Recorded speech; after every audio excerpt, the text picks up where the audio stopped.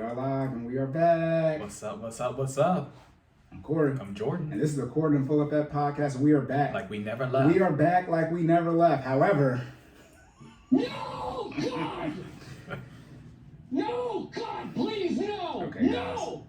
guys. No! we already recorded. This is the second record of episode 12. So the computer said we didn't have enough storage space, so we're re-recording. Fortunately, we're only about a minute or two into Jordan's question, so we were okay with nuking it. So we're saying these things twice. Ever heard of Murphy's Law? We Right. can't go wrong, we'll go wrong. Okay, Well, yeah. I'm gonna do my best to, remember how I did it. Did you get any feedback? I did get feedback. It's gonna be so hard for me. I got some feedback in reference to our episode length. We were told that our episode should be more consumer friendly in a consumer friendly format. So that, in other words, they should be shorter. Right, and so for that, see, I already went off on y'all, so it's hard for me to It's okay, take two. All Some right, more. so in short, boom, I always ask for the feedback, all right? See, I'm the core of every conversation, right? I'm Cory, so y'all feedback to Jordan was gonna get back to me. But we don't got enough subscribers on our YouTube channel or enough, likes and comments and reviews on all the mediums that we post these podcasts and all the videos on relative to how much feedback we're getting. So now I'm gonna ask Jordan if the person is a subscriber to our YouTube channel, because you can just leave a comment there on our YouTube video and say this video is too long and then dislike the video. That's literally what we want y'all to do. Now for the reviews on Apple Podcasts, don't do that. We don't want that 1 star. But I mean, do it though if that's how you feel. But again, y'all follow us, but that don't help the engagement. Say it with your chest and your at name, okay? Right, yeah, y'all need to run our numbers up, real talk. So again, like I said, the housewarming, right? I know a lot of people won't be here like, oh, Cory, in the next podcast. A lot of people saying the time length is too long. All right, so feedback, as we do our best to implement our feedback. So we will be reducing the length of the podcast. However, we don't intentionally try to make them go 2.5 hours. Episode 9, that was intentional. Episode 10, that was an accident. Yeah, stuff was broken, so we didn't know. Episode 11, we just probably lost track of time. We're going to try to keep them at an hour and a half for this one and the next 2. And then we also discussed that we're going to decrease the frequency of how many days we're recording. So we're recording right now every Sunday. So for sustainability, it's been come to a decision that we're going to record every other week. But then I did not want to decrease how, make sure we're posting every week. I'm trying to remember what I said, So I'm just saying. I know, so I'm stumbling though. I'm trying, because I already said it, so I'm like, did I say this already? So we're gonna record every other week in the episodes. We're gonna try to have them roughly a little, around an hour. We're gonna have, 5 minutes of house cleaning and housekeeping and errors like we're doing now. 5 minutes for our outro and think piece, and then we'll have about 25 minutes of fitness questions and then 25 minutes of finance questions to keep it, roughly around an hour. I'll, probably go over, but it's not gonna be an hour and 30, probably be around that hour and 15 mark in total.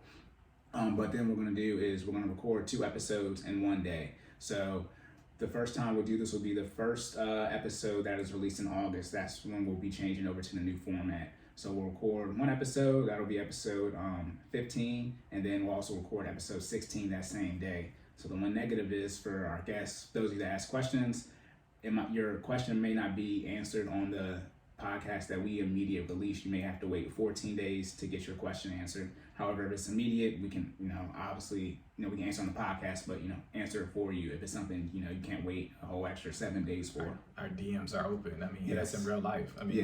You know what I'm saying? So yep. So we'll do that for you guys. We will cut the episode length down so you guys can consume it more. But don't say you guys aren't asking enough questions because I don't want to hear it. All right. Next, my last housekeeping. I always say this: we have degrees in computer science, right? I am not in the financial professional field. So, but people still ask me, do I know someone in the finance industry? And I'm like, no, because I'm a software developer. However, if you are a financial analyst or you know someone who is a financial analyst with around 1 to 2 years of experience and they know how to use Hyperion and Oracle, I don't know what Hyperion is. It's a Marvel character that's like Superman, but I don't know what the software is. I do know what Oracle is, right, the database. But if they know that, and they're a financial analyst, like I said, with 1 to 2 years of experience. I do have a job opportunity for you. It will likely be in the Hanover-ish region near Arundel Mills, for those of you who live in Maryland. I don't know much else. I don't know about the work from home, but it is for a very, very, very large company. So, you're going to need to come correct. And this is a very good connect of mine, because the person who asked me for this, financial analyst position, they will be on the podcast. So you'll be really plugged in if you do know someone or you're a financial analyst yourself. And then last thing, I know I talk fast. This is my default talking speed. I really can't talk any slower without feeling condescending, or I have to think too much. Too much. So I will try to slow down for you guys, but I also don't want to keep talking like this, because that's how I slow down and talk, and that doesn't feel natural. Also, you have the option to adjust on Apple Podcasts. Just like down. You can speed up the podcast, but you'll you'll be slower. It's okay. They got to make a choice. Yeah, they got to pick one. And if you listen to me on fast, that's what, there was a way we could separate it, where there's Jordan normal speed and me slow down. That'd be great. Hey, change the speed as you listen. All right, just keep clicking back and forth. Right. So those are my 2 air cleanups, and we're gonna do them faster this time since we already did them. the first one was like twice as long. So Jordan, here we go. Okay. So my air cleanup. Last episode I mentioned a whole bunch of measurements for fluid ounces, and long story short, I messed that all up, guys. I apologize, but I am here to correct it. So here's what's what. All right. A gallon is 128 fluid ounces. A half gallon is 64 fluid ounces. 1 quart is 32 fluid ounces. 1 pint is 16 fluid ounces, and 1 cup is 8 fluid ounces. All right. That being said, I know the fluid ounces. I don't know the names of the measurements, but you got them now, okay? That being said, you need to drink about 64 fluid ounces. That is my recommendation, okay? So you tell me what that is, but make sure it's in your cup daily. Drink water. Yes. Budget. Yeah. End of the episode. Let me say this. We're probably, depending, if it messes up again, this episode might just be botched, and that's why. If we get... Pretty much if Jordan's done and we're on finance questions, sorry, we'll record the end of it and release 2, but sorry if this episode is messed up. We're still working on storage space issues, which we should know, because I thought y'all was in the computer. Look how we be screwing ourselves. Episode 12.01 to 12.49, and then the second half.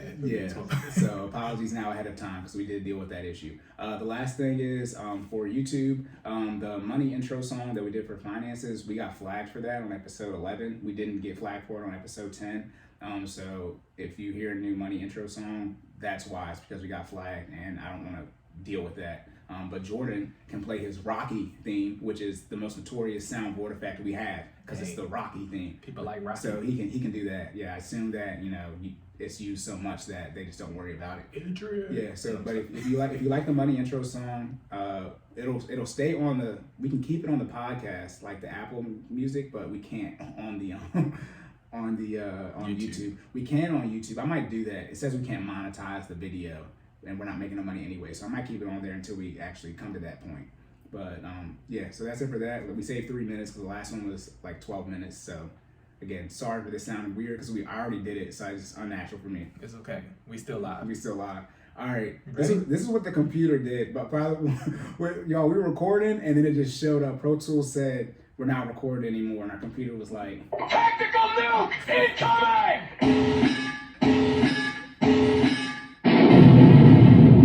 it just blew up on us, and Literally. we knew we had to stop. I talked for a good another, 10 seconds, but I was like, the time stopped moving, so that's a problem.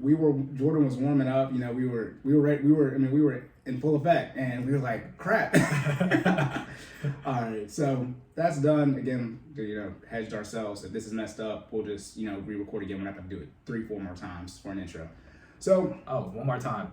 So for our listeners who are just now joining in, we talk about... okay, yeah. You want to do it? Go ahead. You want to try? Because I don't know. No, do So, for first-time listeners, we didn't do this on the first one. So, for first-time listeners, we discuss finances and... fitness. Or wealth and... health. Or whatever you want to call it. And we're going to help you make sure you save more and say less. And keep making better your best. And we're still working on that intro. Like I said, we didn't even do it on the first recording. So guess what? We got it right this time. We got it right this time, yeah. But we're going to help you guys with your money and your finances and your diet and and your exercising and everything in between. And we don't just discuss that on this episode. Like I said, whatever you want to call it. Anything you guys have questions about, we will discuss. You can listen to episode 9. It's called Cancel This. It was about finances in that section, but we will discuss anything on here. Episode 5, podcast files, which we have to do another one of those. We do. It's definitely overdue. We got to get one. Okay, but yep. So yeah, we're gonna help you out with that for new listeners. Like I think I said on the last episode, we are transitioning to more. Transitioning to more intermediate and advanced topics. Mm-hmm. Also, as I said, the format changed. So this is episode 12, episode 13 and 14. We're gonna try to keep those around an hour and a half for each of those. But as I kept teasing, investing in generational wealth, those will be on episode 13 and 14 respectively. So the last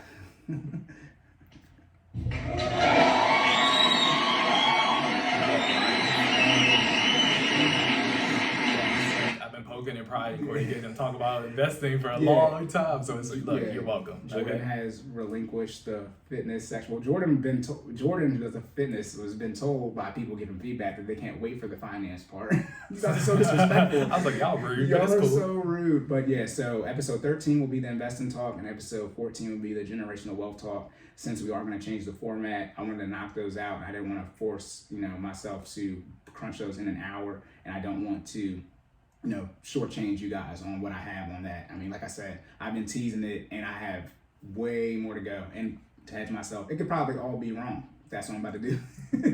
Yeah. So guess what? Our numbers for episode 13 and 14 better be through the roof. Because you asked, y'all been waiting. Yeah, y'all. Episode 9 is our best episode. So that one's over 100%, and that was the cancel. That's what I'm saying. That's what it's antagonizing. It gets the people going. When I was doing open, now we're back in it. Now we're not on track. So when I was doing open mics, which I need to get back to, pandemic, people love when they would love when I talk down on these bitches. They would love when I would do pieces that were essentially disrespectful. I got one that said a Y in your girl is silent, right? Y in your, so it'd be our girl.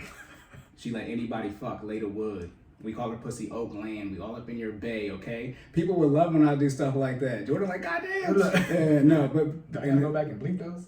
No, we can keep it. I got the explicit tag. I'm just making sure. I know. Put it like this. You asked, can we start cussing? I'm just saying. That's more expertise we dropped in the first 11 episodes combined. Put it like this. You know me. All right, Corey's cussing. So because if anyone's gonna say something bad, it's me. I mean, shrug it. Fuck it. Let's do it. Nah. We're not gonna keep doing that. But I was just saying that because I was first off, it's my lyrics, and I can't self-edit them because that's how I wrote them. But like I said, people love when I talk. I talk down about them in the open mic events versus more positive things. So I guess that's why they canceled this one. Hasn't enough numbers. At the end of the day, I'm gonna say what people are thinking, and that's why again the biggest thing you can have is respect. Childish Gambino said it best. It only takes a lot to make a dynasty crumble. That's why I catch feelings when these other dudes mumble. Lying is terrible, and I can't have that on my name. And people know if you no matter when you ask me a question, no matter who's around, it's gonna be the same answer. Yeah. And I'll tell you if it's not gonna be because of where we're at. Violence is the default. It's the default. Okay. That's what I'm saying. Y'all don't have violence. Y'all had to go find violence somewhere. Right? I was just quit with it. So yeah. See, now we're back in full effect. Not on time. I don't care. We're just saying stuff. So it was good. Yeah. Right. So now we are back. Exactly. We are officially back. I said the first one was 11 minutes. This one was 13. It's like you had to crescendo. Yeah, we had to get the energy back. Okay. We are back. Yeah. So yeah, run our numbers up. Episode 13. The next episode, investing talk. Jordan, like I said, no fitness stuff, but he will be. I gotta finish that document for you, which I gotta do today. We got messed up because of 4th of July, but so you can read through that. But if not, you can do it live. It don't matter. But anyways, Jordan will it won't just be me talking. Jordan will be asking me questions on things. I like money too. So. Yeah, and he doesn't know all this information that I'm about to dispense anyways, so he'll be getting his financial coaching session, here as well. And the generational wealth, I always tease that. He knows that. Woo-wee. Yes, that is for me cussing. See, I didn't cuss. I'd be like, God dang. That's why I say ooh-wee. But yep, format will be changing. We're ready to go. We're back in full effect, so Jordan needs to take over so we can get the fitness, or else this one will be 2 hours. Let's go. Let's go. Oh, shit. Here we go again. Let's go.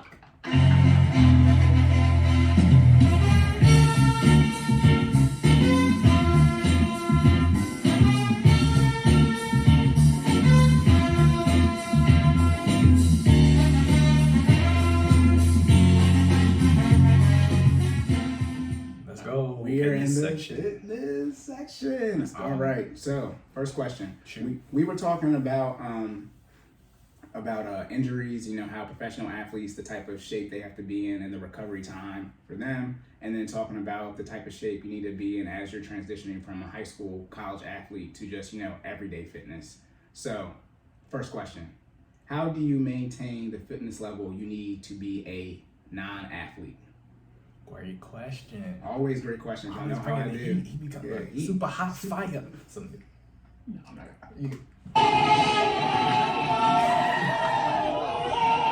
Real quick before you go, I like how you did the CJ one because it was just like every time we met, that's what we should play when we're on tangents. All right, here we go. It fit. It was right there. You know what I'm saying? Okay. Lock in. So the question was how to maintain the fitness level you need as a non-athlete. So first, it's kind of like a two-part question. We got to talk about the differences in build between an athletic build and a fit build. So just for clarity, a fit build is what we call a non-athletic build, right? It is not an acronym, doesn't mean anything fancy. It's just fit, right?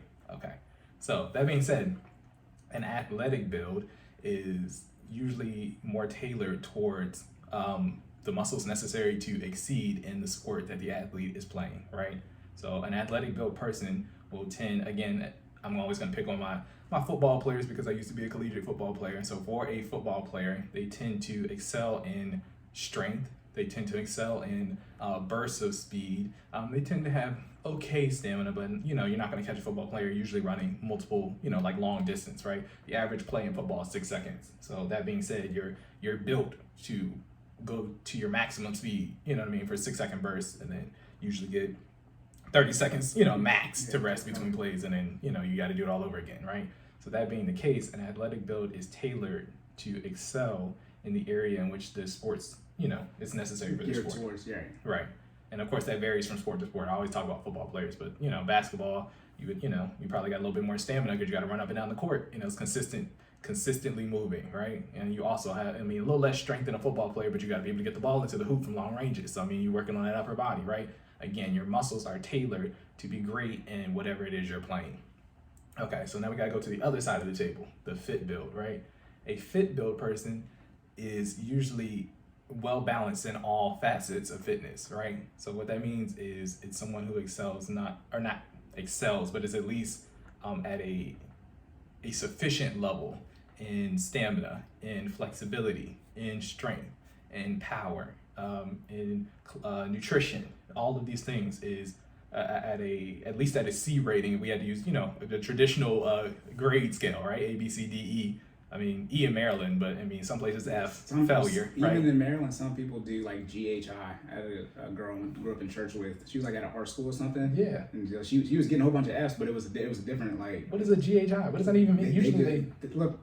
No, I'm done with school. Right. I honestly don't care anymore at all. They got what's the new math way? The Common Core math, please. You don't know? Have you seen it? Whatever. Is that when they drawing pictures and stuff? Is that what that is? No. Okay. They're just doing the math different. I'll show you after this if I remember. Gotcha. But yeah. So the grading, A, B, C, D, creative player, video games. Yes, thank you. Okay. So my bad. We still haven't got to anything new yet. So, okay. So I still remember. So again, thank you, Cory. You're talking about an example from a video game, right? For a fit character would have all the different stat categories. It would have at least a 75 or a C or higher rating in each category. So that would be endurance, that would be flexibility, that would be strength, that would be power, that would be nutrition. They would at least be sufficient enough. So it's probably like your ideal starting game character, right? Like you want that balance, right? If you don't know what you're doing, always be balanced. That's always like the rule, the go-to, right? Unless you're pretty good at video games. Side tangent. You're good at video games, you usually pick the glass cannon, right? Because you're good on the controls, you'll figure it out. Anyways, going back to the video game character. So for an athletic build, the statistics would vary, right? So depending on your sport, going back to my collegiate football players, you would excel in strength. So you would have like an A+ or 99 rating in strength, right? But then for speed, it would probably be, again, a B at least or higher. But then when you start going to stamina, it'd probably be a C or a D, you know what I mean? Because let's be honest, most collegiate football players are not out here running long distance. You're built for speed, which means compared to all athletes, compared to all athletes, exactly. Low stamina. Yes, good football stamina, right? Overall, lower stamina. Because let's be honest. If you go line up a football player next to a track and field runner or a soccer player, somebody who does this, cross country, literally, if you do this, right, you're not going to beat that person in a mile plus, right? Yeah, you got the 40, the sprints, right? You got the 100, 40. 200, 400. You got the 40. Exactly. Anything less than a lap, you got a chance, right? Anything over that is in favor of the person with the higher stamina. Yeah, so where y'all going? First down. Oh my goodness. Man. Yeah. But that being said, so the athletic build character is usually the statistics are favorable in whatever it is they need for that sport. So those are the two builds, right? I didn't talk about the minimum requirements that you need to have a fit build, right? So you have to meet the minimum requirements that is to be active, right? Which means you have to have 150 minutes of cardio a week. So on a 5-day week, that is 30 minutes. Okay, 30 minutes of cardio. How many times do we have to do I guess, look, I always look at you for acknowledgement to make sure my math is correct. Look, if we both agree and get it wrong, then it's okay. Once we get an iPad or something to have the calculator app up. Literally. Our next guest needs to be Siri, like at this point. Oh, man. Yes. So yeah, you need that 150 minutes a week, and then in addition, you need at least 2 strength or resistance training workouts, right? So that's your minimum requirement to be considered fit. Then in addition, you need to work on your flexibility. You want to incorporate some power in there. So again, you want to be well-rounded in all aspects of fitness, and that is how you have a fit build. The problem is, if you were an athlete or currently are an athlete, most people don't learn how to transition from excelling at their sport or working out to excel at their sport to a regular fit build or a non-athletic lifestyle, right? You're trained to do these workouts. Most people have been playing sports. It's not just for a small period of time. Most of us have been playing sports at least 5+ years, right? Yeah, at minimum, right? I would say most people who play at a high school, college level, you probably play that sport at least 12 years is high school. Right, so exactly. 10 years plus, yeah. I was going to say, I'd say 5 for the people. Yeah, people just got started late. But because chances are, in my whole life. Literally, like at the college level, you probably have to have a deep love for the game. You have to be good at it, right? Because colleges just don't. Let's be honest, everybody don't get the chance to step on the court or the field or get to play in that arena, right? That's the extra level. It's like rec, everybody plays. Depending on what it is, right? AAU, That's not rec. That's not rec. Okay, that's travel. My bad. That's travel, yeah. Rec, everybody plays. Travel is like you got to be good. You got to put the time in, but.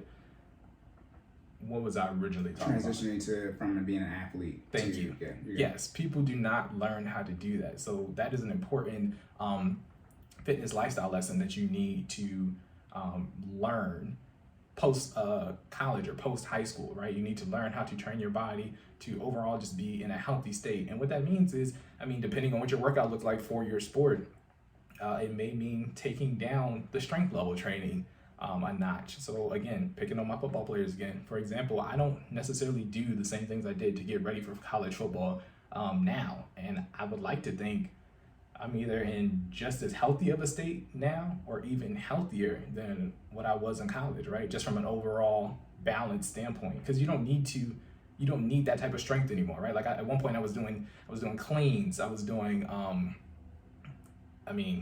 traps, yeah, bench press, squats, and things. Don't even remember all that. This is your job. All types of. Some of the stuff I don't even want to say on here because I don't even know if we were allowed to do it. I'll be completely honest with you. Like our coach had us doing crazy stuff. In terms of strength, right? I was probably the strongest I've ever been in my life. Like I was literally deadlifting 500 pounds. I'm 5'8", and I was 200 pounds at the time. You know what I mean? So like.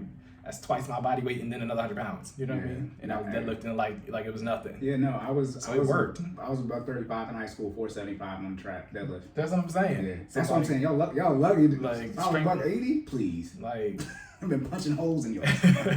Strength through the roof. You know what I mean? But that being said, like when do you ever need to apply that level of strength when you're not playing sports, right? You don't necessarily need that. So now what I do is more so. Don't get me wrong. I still push for power.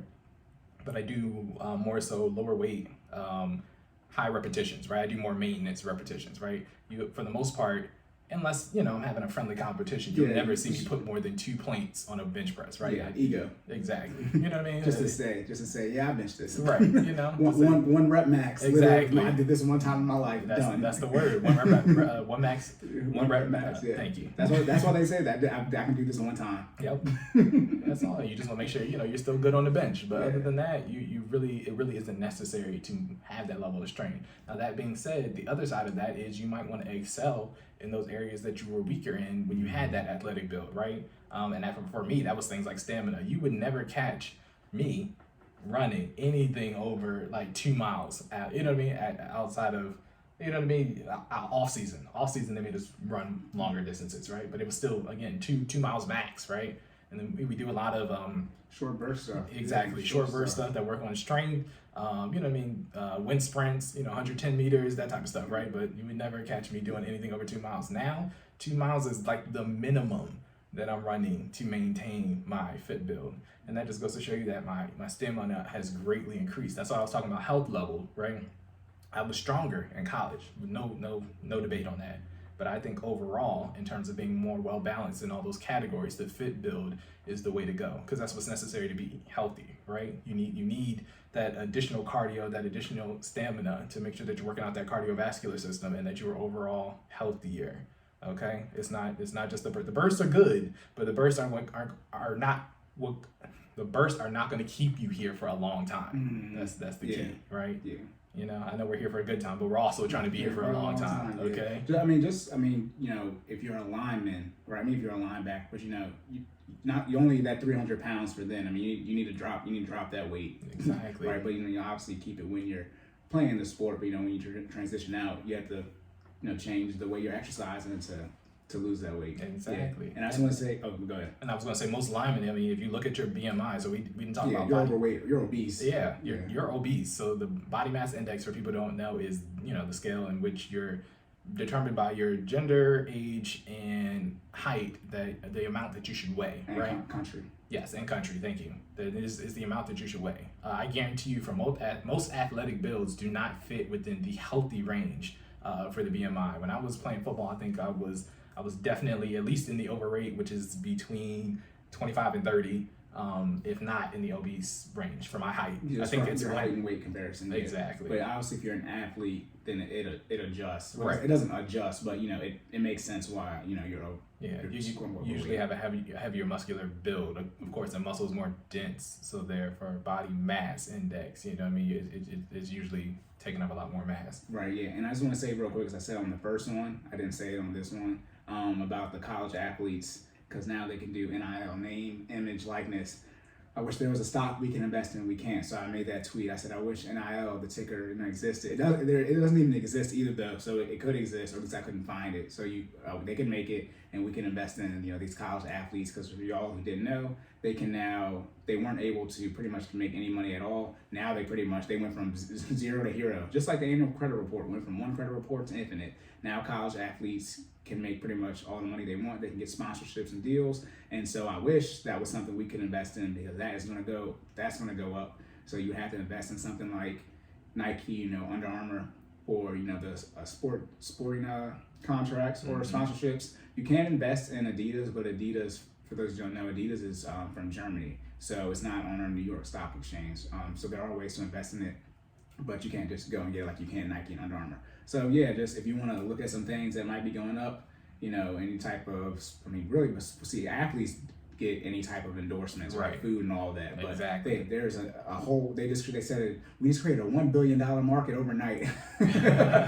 Yes, so, you know, some things start going up. They said it's going to be different. They said the person, I'm thinking her name is Olivia Dunn. She's a gymnast for LSU. Mm-hmm. She's the only person who has 1 million followers on TikTok and Instagram. She has 1 million on each. Mm-hmm. So now, you know, that's how people get marketed to in our current society. Mm-hmm. So you might, you know, it might be someone who you aren't expecting, but I would, you know, like Zion, who's on the Pelicans now. But I would assume he would have made the most money his freshman year in college. I could imagine when Lonzo Ball was, if LaMelo would have went to, you know, so all types of bread. Yeah, so be on the lookout for that. Like, it's not just going to be, you know, sporting brands, but because I mentioned that first, I didn't want to forget. But yep, college athletes now can can make money. So look at some stocks now. They said, "Oh, we can get paid." Yeah, for those. No, never mind. I wasn't gonna say the consumer discretionary sector. You can ETF with that, but again, food companies aren't in there. So but be on the lookout for that. Yeah, I just want to say it so I didn't forget. Oh, good stuff. All right, so are you good for you to maintain your fitness level when you transition from an athlete to fit? Because it's not non-athlete, it's fit. Yes, thank you. Because we were talking here, I got a tangent. I will slow down now, China. This is for you anyways. Because they were talking about a simple IRA, which I'll now have to put probably on my investing list. So as you said, FIT isn't an acronym. Simple IRA, it's an entire acronym.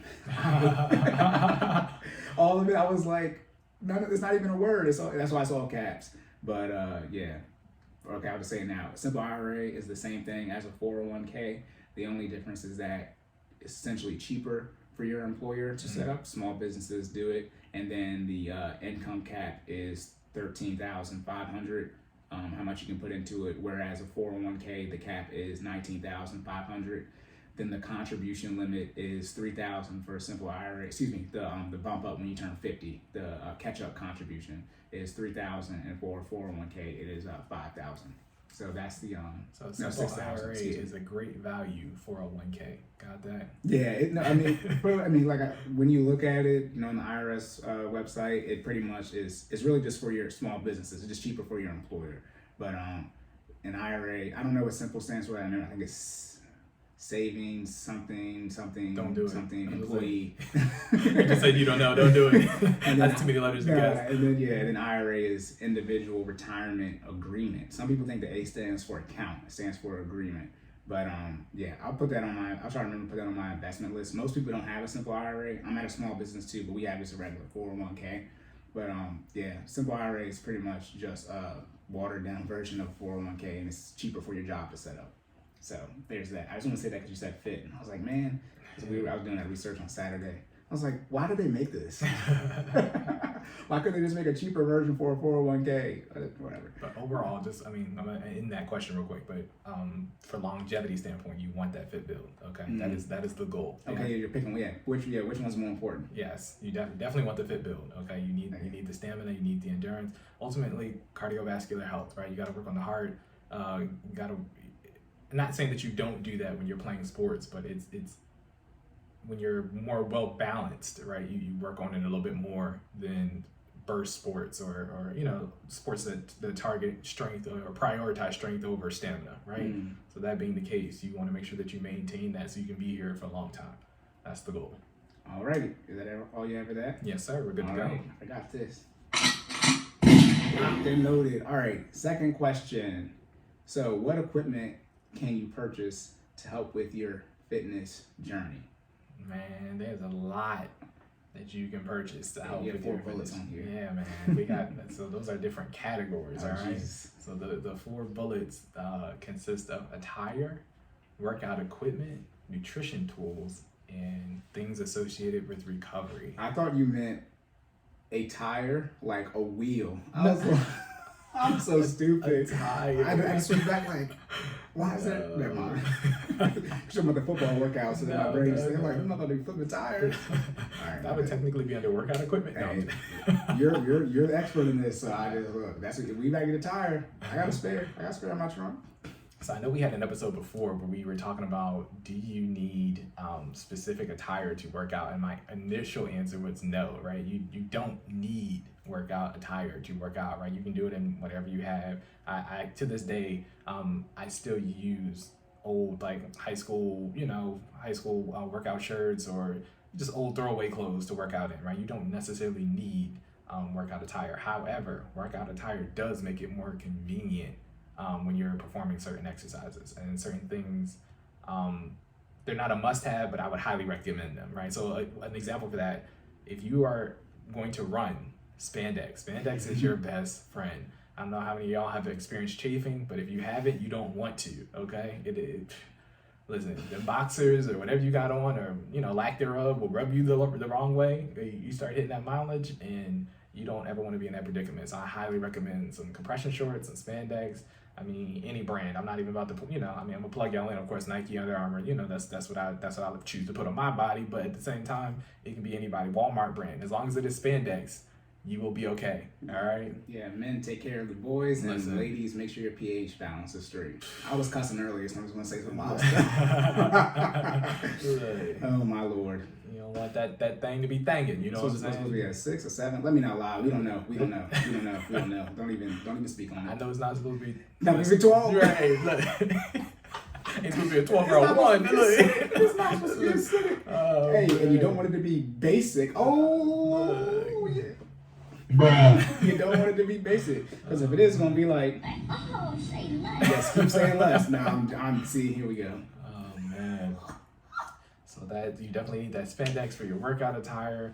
Also, again, going back to running, if you are going to be running, particularly outside, you need a good pair of running shoes. I highly, highly, highly, highly recommend investing in a good pair of running shoes. In the past year or so, I've more recently gotten into running, and I would say it makes the world of a difference just for your joints, for your feet, especially, again, doing a lot more outdoor running. The treadmill, I think you'll be okay until you start getting into that like double-digit range. Like if you're running 10 plus miles, then it definitely makes a difference, right? But you definitely want to invest in a good pair of running shoes. How much are they looking at? Depends on what kind you want. I'm always going to plug in what I use. I use Asics. You can get a decent pair of Asics, I think, for about $40. Mine in particular were about $90, but I invested in the extra gel cushion just because I want that extra support. Again, I run a lot of hills around this neighborhood, so that being the case, I always opt for the additional cushion just because you need that for your joints. If you don't know, running has it's a high impact exercise. It has a huge impact on your ankles, your knees, everything. It's running on that concrete. The concrete is unforgiving. Unforgiving. So you gotta get something to take care of your body, especially if you plan on doing it. We're talking about sustainable lifestyle habits, right? So you're not just running once and then you're never gonna do it again. It's gonna be something that you probably do multiple times a week, every week for as long as you're able to do it, right? Yeah, hopefully with the pandemic ending and stuff, more schools are opening back up so you can get on the track, right? The main surface used for running. You can run obviously cross country, right? If you're somewhere where they have a cross country course at your high school, I know mine does. Cross country the longest distance, so obviously I hope it is designed for for them to be able to run just miles on it. But yeah. So as far as putting that in your budget real quick, right, $100. You have that. Just you would budget for it, right? For those of you that are in debt, yes, it is okay to invest in your health because that's what that general grocery bill is for, your overall health part. Obviously, you're eating food there, but it's okay to put in some type of fitness budget for clothing and your fitness attire. So $100, that's real easy to budget for. Just make a line item for it. Cut it from somewhere else. If you want to get it real quick, just take out your subscriptions for a month or two. Boom, I've done it. Happy you. And the good thing is it's usually a one-time purchase. Yes, right? it's also a one-time purchase. Yes, don't buy a whole. They're not Jordans. Yes, they you don't need them in every color. Okay. Just get black. Yes. So it always matches your outfit. Exactly. Yeah, but real easy to work that into your budget. So we got a tire, footwear. Need that. Definitely need that. Last but not least is your protective attire. Things like gloves. If you're going to get into strength training, you're going to develop calluses on your hand. It's just a matter of time. Okay. Especially if you fumble with a lot of dumbbells, a lot of free weights. Resistance bands aren't too bad. I don't use gloves at all. I'm just, thugging it with my hands. But I have used gloves in the past. When you start getting to those extreme weights, it's definitely not a bad thing to have gloves, and as well as their assistive, I guess that would technically workout equipment. We'll wait till the next one for that. So that wraps up attire, right? You want to make sure you got your spandex, got your running shoes, got your gloves. There are also technically clothes that are supposed to be more breathable when you work out. For those who can't see me, I did air quotes. I don't necessarily. You don't know it works. You don't think it works. I mean, do you feel better when you work out in dry fit or in breathable, expandable clothes? I don't think it's necessary. It feels good, but I don't know if it feels better. But as far as taking the sweat off your body, it definitely does that. I don't know if it's more breathable. We're talking about like comparing a Hanes t-shirt. Yeah. Oh yeah, definitely feel better. Definitely takes the sweat at least off. Put it like this: feel better. I'm exercising. I'm dying. Right. What does that mean? But as far as taking the sweat off my body, my shirt is drenched, and as far as my back. Now it's not, you know, compared to a Hanes t-shirt. And I'm saying this is everything I wear is dry fit because Gotcha. I got real no dry bad- fit right now. Yeah, I have real bad back knee, so I have to keep the sweat. I have to keep the sweat off of my body. So I was talking about getting a shower right away. Like And so I think I'm just subjected to this in the sense that I sweat a lot anyway, so that doesn't really benefit. You know what I mean? Dry fits don't really benefit me. I will wear them, but it's like once that sweat gets going, it's one of those things like I have a delayed sweat, right? But once it starts going, you can't stop it. Yeah. And it doesn't matter what you have on, it's coming through all of that. Yeah, So. I don't sweat a lot like we were to measure it in fluid ounces, but I sweat. But I sweat easily, and so that sweat, and that it's nothing for me to get sweat on my body. Gotcha. And then so I need the material to get it off. Right. As far as breathable, in all honesty, I don't know what that means because I breathe with my nose. I got Let me stop talking about my company Nike like this. I think My what they stocks. mean by breathable is temperature regulation, right? Yeah. Your ability to disperse heat quickly. But it's like, I mean, if talking I'm working out, I'm already sweating. If I'm sweating, I'm hot. I You know what I mean, mean? once you get to a point, it also depends if you're inside or outside, right? But you talking about like in gym, that's a regular, cotton t-shirt. Yeah. I mean, we had gym uniforms, so, Yeah, it didn't, so- we had to wear what they gave us. Right. Yeah. But, yeah, so I mean, I would say it works from definitely a sweat standpoint. Breathable, I think that is more how your body is designed. Okay. But I think from a sweat standpoint, it does take the sweat off of your body for sure. Gotcha. So you heard it here, guys. Get you some dry fit. Yeah, that's all I'm saying. That's all I have. I spent some of my stimulus check money because I only wear Nike and their stuff is expensive. It's like $40 a shirt. Look, use the stimmy so you're not swimming in your sweat. All right. Okay. All So right. So now, moving on to that second category. Yep. Okay. workout equipment. So of course you got your workout equipment, right? And this is, it's self-explanatory. You need anything that you need to get a workout in. It would be considered workout equipment. Common workout equipment: dumbbells, resistance bands. Sometimes, if you're doing Olympic style lifts, you might maybe want like a belt. You want a weightlifting belt, right, to keep that core stable while you're lifting extreme weight. Straps if you're doing deadlifts. Some people get the straps to make sure to wrap around the weight while they're deadlifting. So all they got to do is focus on form. There's a variety of workout equipment. Get what works for you. I'm gonna say for at home workouts. Shout out to the Fit Fam. Always gonna plug you guys in because y'all working. Okay. We didn't even plug ourselves in the beginning. We'll do it at the end. It's all good. They should know where to find us by now. It's episode 12. Yeah. But yeah, the Fit Fam. What I'm gonna say is for your in-home workouts, all you really need is some dumbbells. You need about 20 pounds or less collectively. We don't really use those as often, but I do recommend having some type of weight to push your muscles, and resistance bands. We use resistance bands literally every single workout, okay? And then other than that, all you need is you. You are a weight, okay? Literally body weight, you know what I'm saying? Like your weight. So bring that to class. So I definitely recommend those. Other workout equipment can vary depending on what style of workout you're doing, right? If you do a lot of CrossFit, you might get some tires in there. That's what Cory was talking about before, not a tire, but a tire. So usually, I don't know if you guys seen the oversized like tractor tires, but you'll see people like flipping those or hitting them with sledgehammers to do some type of strength training. So those are good to have. Sandbags, which are literally what they sound like. They're bags full of sand to be weighted, and people do a lot of plyometric exercises with those as well as strength training. You got to be careful with that type of stuff. You just want to make sure you don't, make sure if you're doing CrossFit, I'm assuming you have pretty decent form anyway, so you don't hurt yourself. Okay, CrossFit can be dangerous, but it does burn a lot of calories. Okay, so high risk, high reward situation. Be mindful of that. But again, equipment can change depending on your style of workout. If you do a lot of yoga, you'll need a yoga mat. What else am I missing, Cory? Just thinking out loud. I think I named a lot of talk good about junk. in-home gym, right? You need a bar. Yeah. Squat rack. Squat rack is the best thing because you can do bench, squat, and cleans in the squat rack, and pull-ups, which are the main weightlifting type exercises for strength.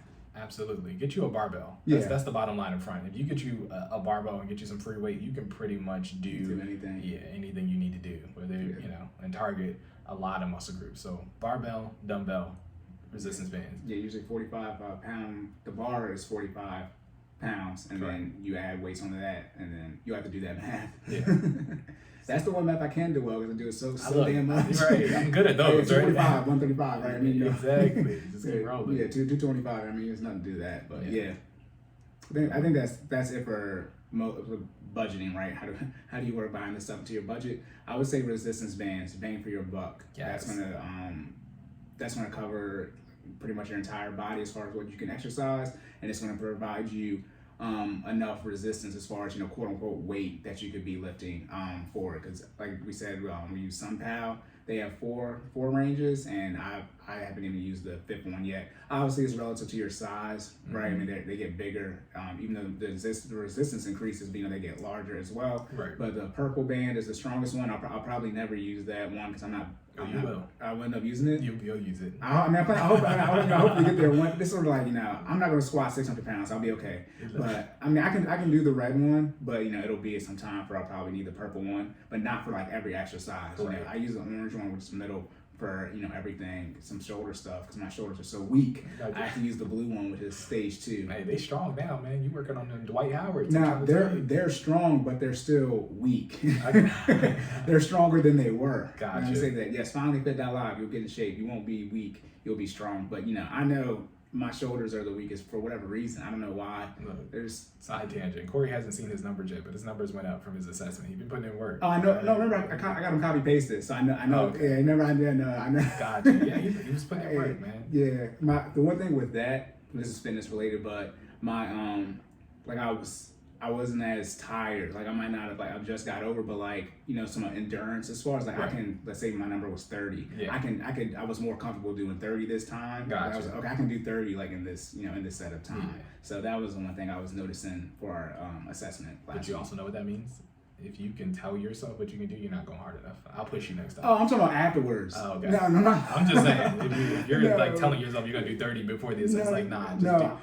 I literally go until I hear the word 1. No. I'm talking about when I'm running my mile and okay. it beeps half mile. I'm yeah. Okay, I'm not dead like I was yesterday, a week. Right. That's what I'm saying. No, I'm not okay, I can get to 30 this time. I'm not. See, look, okay. I don't. I'm just making sure. I was like, no. look, because I know we had a discussion about time before, and you were like, telling yourself you were, cutting off at a certain time. That's mental. I get to 32, 33, let's say. Okay. And then, but however, when I was doing, the previous assessment, when I was at 25, 26, right. I was I barely got to 30. Whereas now, I barely got to 32, 33. So okay. I was like, okay, yeah, I'm improving. Good stuff. Yeah, me, I barely speak in concise sentences.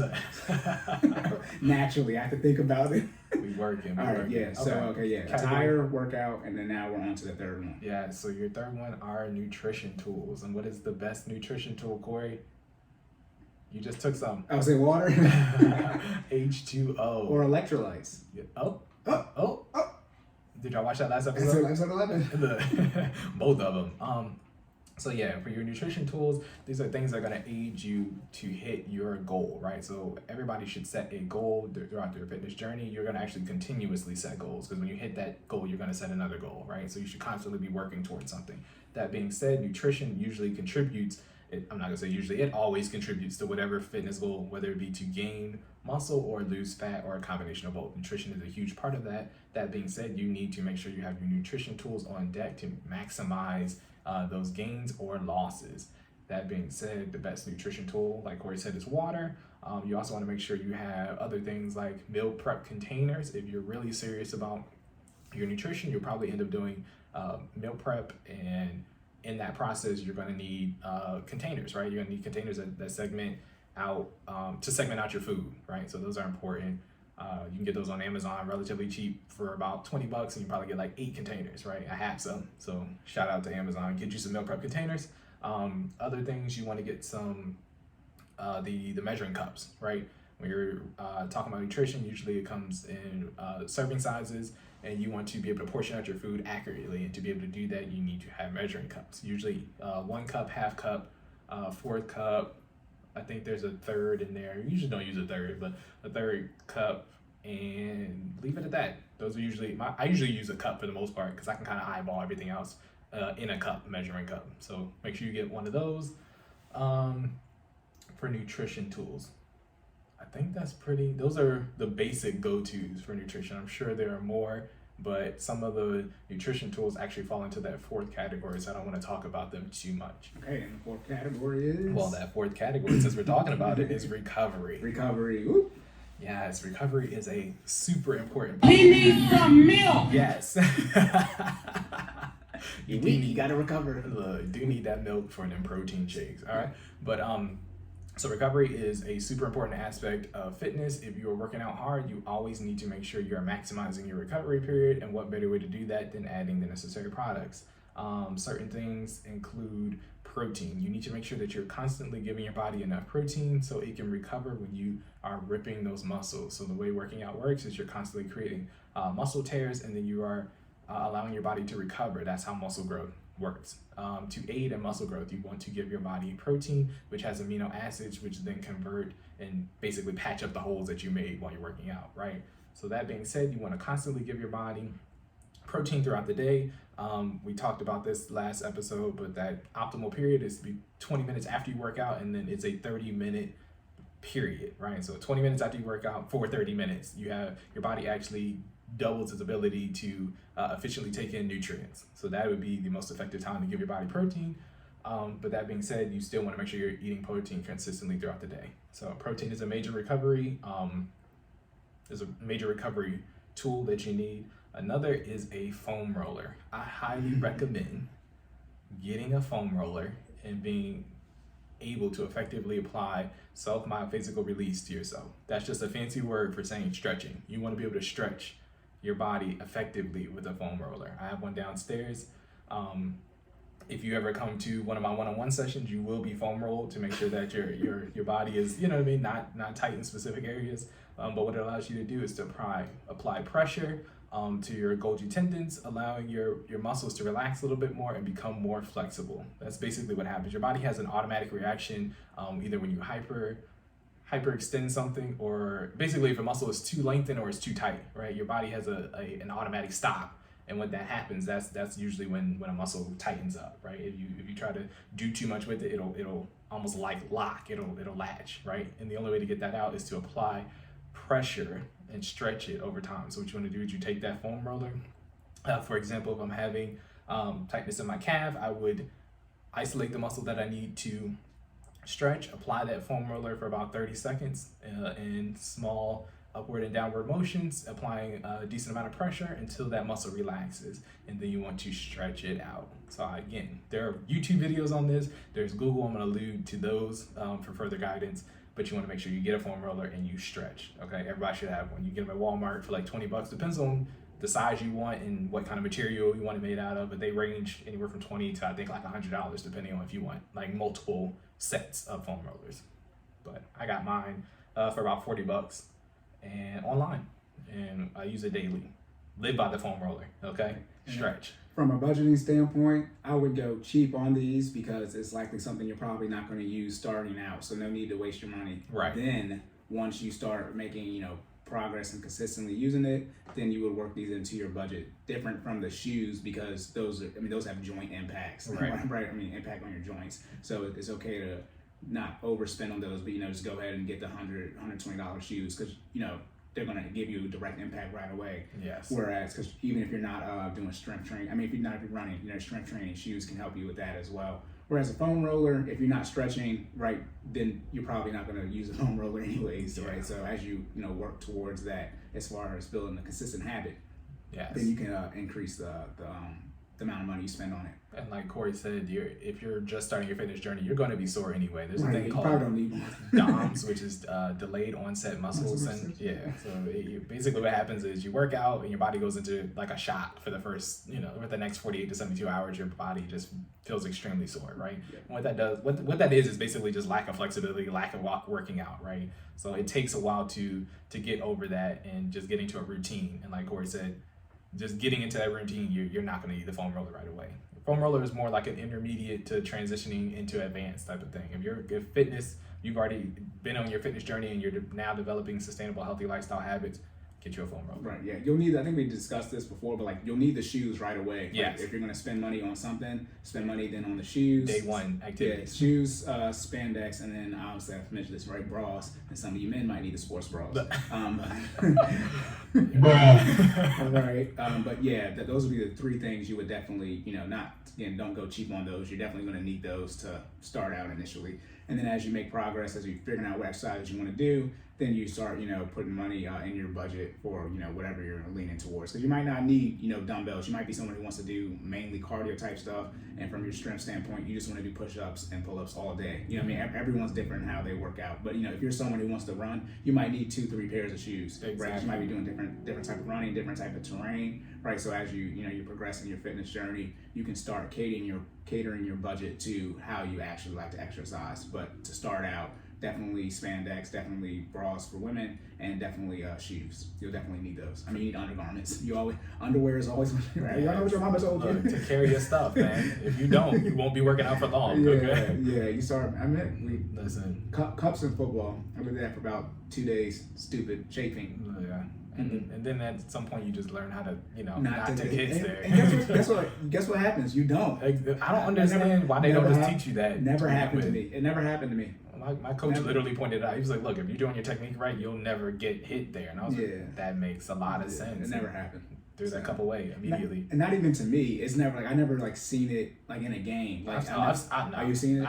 Yeah. You play more than me though. I've seen it happen. I've never seen somebody get hit. I've seen somebody get hit with the ball, but I've never seen someone going through the hole and they get tackled and helmet in the nuts. But you know what that means? They were too high. You don't come through the hole. What did they tell you? Get low? Oh, well, I mean, everybody. But I'm talking about you get popped. You don't always see the person. No, but I'm saying if you high up, right? You should never. Yes, I was a fullback at some point in time, right? You should never come through the whole high. You should come low and fast, right? Right. Strong. You know what I mean? Yeah. So if my groin area is exposed, then I'm not doing what I'm supposed to do anyway. And now, if you're a catcher, I mean, play baseball, go ahead and take that risk if you want to. Cup up, bruh. But you know what I heard? Because one of my mans is our catcher.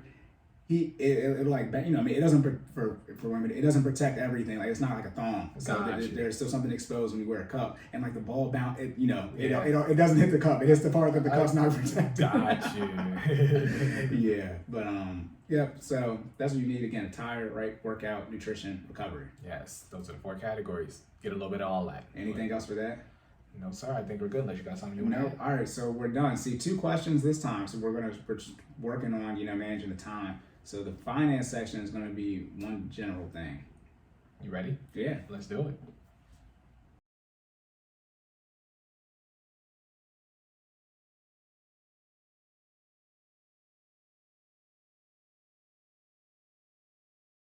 Hey, let's go.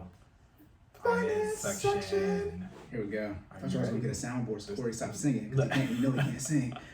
That's in addition to Cory singing. All right, we always want Cory to sing. Cory singing is going to be on the soundboard. So. No, it's not. No, hey, look. The lie. There you go. The lie. All right, let's go. No, that's not what I wanted. Anyways, I thought that was the why you always lie. Is that not on here? Oh hell no!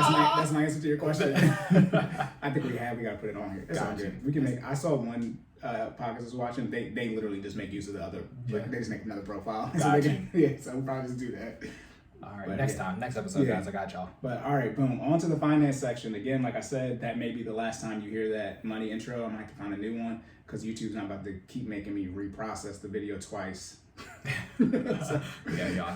Listen. That is a journey. Yeah. I don't know if y'all look. Jordan's like, Cory does it every time. Yeah, so I'm telling him to get home. It's like literally, it happened once. I had to go eat and come back, take a nap. Junk is still probably it's like a whole thing. Remember, I edit the video, so that has to download first, right? And then I have to upload. I mean, download then upload. I'm uploading this from my phone, then I'm downloading, again, then I'm uploading. It's processing. I set an alarm to come back. And come back like 12:30 a.m. It was crazy. Anyway. Okay, but yeah, we're gonna do one topic. So y'all about to get a whole bunch of information right now. This is a good one though, y'all. And again, if y'all don't like that, I'm about to talk about one thing. Then I'm not about to record 3 episodes in one day. This is a good one. You need to lock it. Yeah, this is a good one. We always delay this topic. All right, so you ready? Yep. Okay. One and only question. We are going to talk about joint finances. No. Let's go. Cancel this. I'm going to part 2. So the question reads, when is the right time to have joint accounts? And in parentheses, it is referring to a girlfriend or a wife. Okay. So, different level. I guess at what point in the relationship is it the right time to have joint accounts? So that's the first question. The follow-up is, should all your money go into the joint account? And if not, what is your recommendation for contributions? Okay. And then you want me to sort of work in the second part here? Yes, sir. All right. So you want to read It it? doesn't, yeah, you can read it. Okay. So while answering that question, Corey is going to work in banking and financing, okay? Yeah, For joint accounts. Yeah, banking and finance and accounts in general, right? So we're talking about a bank account, right? So let's talk about opening a bank account. So to open a bank account, remember there's a difference between banks and credit unions. I usually correct people like, well, go ahead. No, I was going to say, what is that? Because we need to know. Please. Yeah, right. Because people will get mad. I was like, no, I work at a credit union, and it's just like, you're a software developer. No, I use Python. Do not put me in with these Java people, because you see. I know you're laughing because hit you at your core.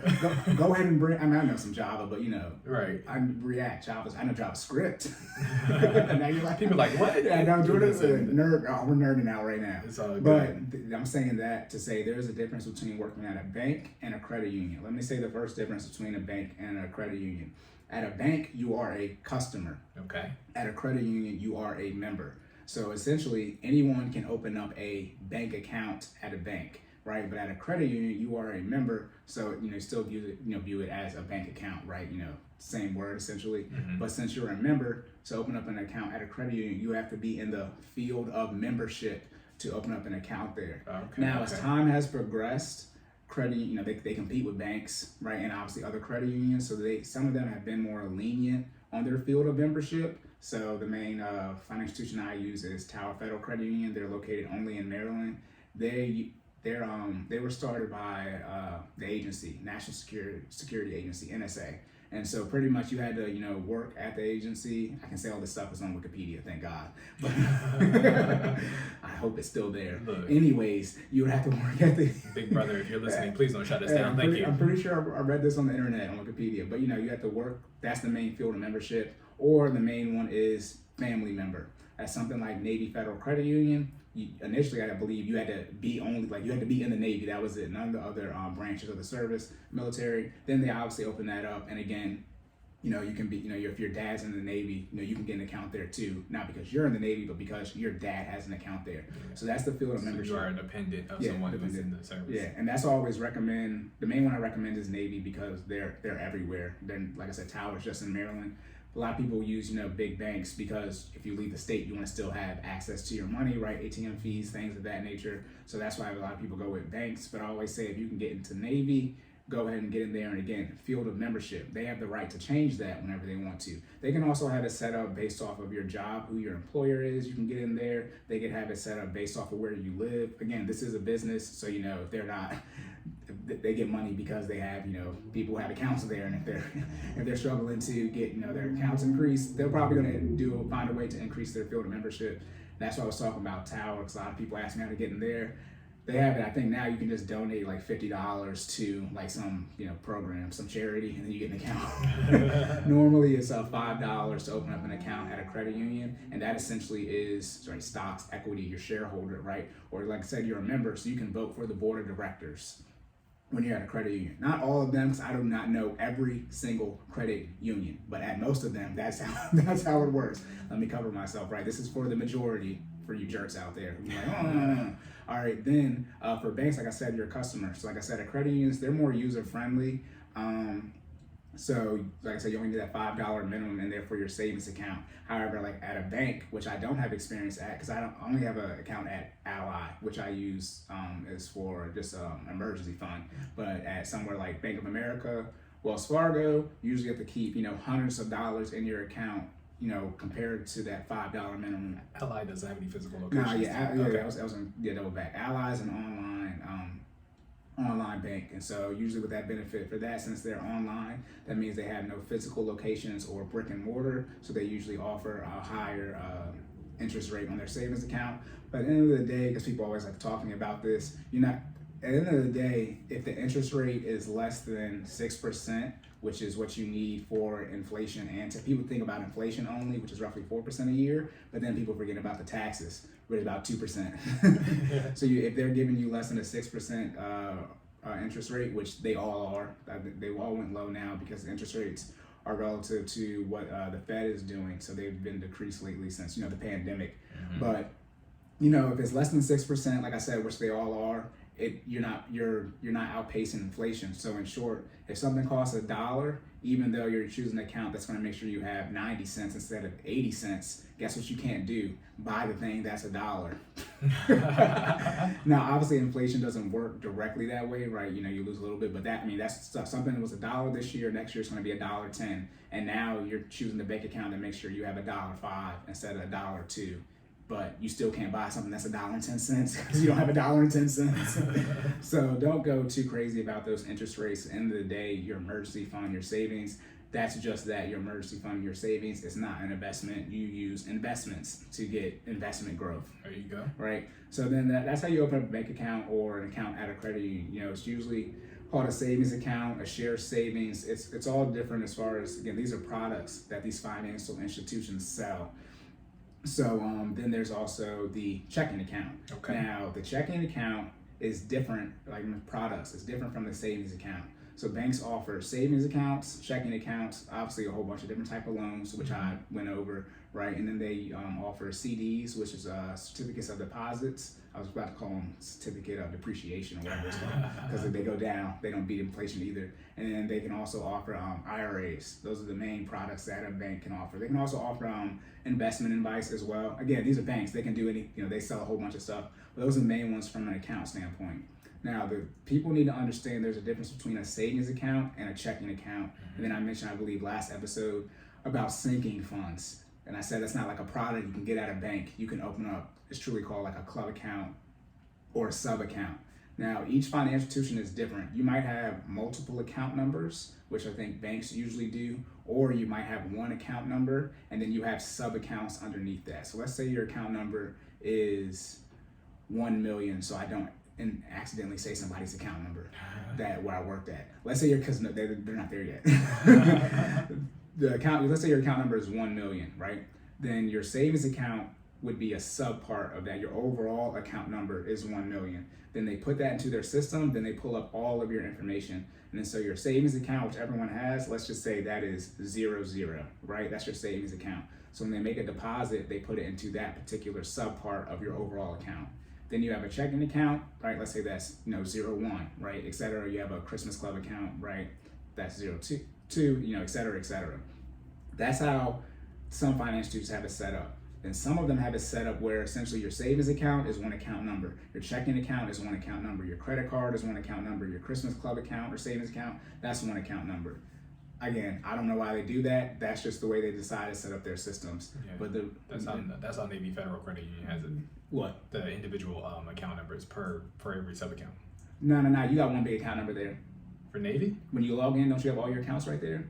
They do, but each one has their own individual account number. Yeah, excuse me. I'm talking about from a teller perspective. Okay, got My it. bad. I'm giving real. I was like, look, 'cause I can pull it up now. We can see it. Look, it's your checking account, relative to that one large account or not, has its own number too. That's the actual routing number you use to deposit into your account. That's your actual checking account number. Okay. Right. They have an extra 4 digits to the end of it. Right. That's the account that you actually put. I see now you're thinking about it. Yeah, I'm trying to figure it out. So your bank has the MICR line at the bottom, and you have the public information, which is the routing number to your bank, which is public because that's just for them. Right. You can Google that. Yeah. That's the bank's bank account. Track it. Then you have your own account number for your checking account, which is obviously your personal information, private, keep that protected. At the bottom, it's your account number, whatever that is, and then it's 4 digits after that to make it unique for yours, and you can actually calculate that based off of your MICR line.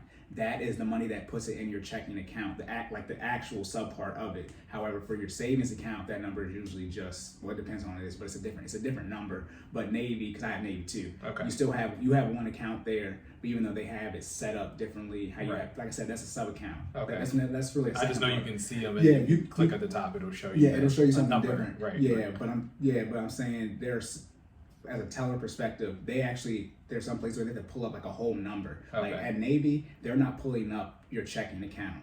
They're pulling up your overall account, and then your checking account is a sub part of that. Right. Whereas some banks, like you would have a whole, they would have to put in that checking account number Tracking. to put in that. This is old. I mean, I got trained as a teller, geez, almost 10 years ago now. So the technology might have changed, No, but that makes sense because when you ask like a request of they give you the printout of all your accounts, right? Not individual. You have one thing. Yeah. So to be clear on why I'm discussing the difference between checking and savings accounts, loans, etc., is because of Reg D or Regulation D. That means, a lot of you probably seen this. I know. See, this is what I'm talking about. It's like people. I've been trained on this stuff. It's been a long ago. My memory might be a little atrophied. But Regulation D. So if a lot of you probably made a transfer on your app and you see it says, you got 1 of 6 remaining, 2 of 6 remaining, right? Right. That is Regulation D. That is a law that says your financial institution is required to give you 6 free transfers from a savings account to a non-loan.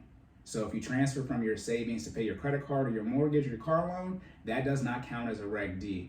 But if you transfer anywhere else from a savings account and pretty much it's an unauthorized transaction, so something that doesn't involve your signature. So when you go to the bank, that's actually you. That doesn't count as it. But when you use your app, if you do this, what a lot of people get caught up on, overdrafts are counted your Regulation D, your 6 free ones that you get. So let's say you do 6 transfers through your phone, right? For whatever reason from your savings account. Then you go somewhere and you overdraft. It's not going to pull the money from it. Let's say your savings is the overdraft part for your checking. Mm-hmm. It can't pull the money because now you don't have any more Reg D transfers. Wow. So then you're out there. You're out there. Now, again, like I said, this is from a savings account to a non-loan. This does not apply to checking accounts. Checking accounts get an infinite amount because that's what people mainly use to pay their bills, or checking account, old school, write checks off of. That's really, I know we have debit cards now, which is what it's linked to, but that your checking account gets an infinite amount. It's not that, everyone gets infinite to loans. No, checking account, that's what you use to pay. Do not use your savings account to pay bills, because that will be one part of the 6 transfers you get. So if you got 7 bills coming out of your savings account, one of them's not getting paid. Let me say this to clarify: bills that aren't loans. So like your BG&E, right? Your cable bill. If you got 7 of those, one of them will not get paid. And that's what I was talking about, the routing information for your checking account. Right. You actually give, so they pull directly from database. So they pull directly from there, like that particular part of the table in the database. That's why the routing and the account numbers on the check, right? Right, exactly. Yeah. And now you can have money market as a savings account as well. That, again, I'm talking about products now: savings account, checking, money market. These are just products the bank use. I bet half of y'all didn't even know banks had products. Look, that blew my mind when they told me that. Yeah, I do my best to sort of explain it from like how both sides, how you understand it as a customer or a member, and then me actually being in the banking industry, so you can sort of see how things are being marketed to you and how to help you in your conversations when you're dealing with it. It's like product. Sounds like Brad. It's like I got accounts. Well, because I'll do this next episode for the investing talk, but the confusion on, you're trying to open up an account at a brokerage and they have all these different products they're offering you. It's like, which one do I get? And it's like, oh, I forgot, y'all don't know.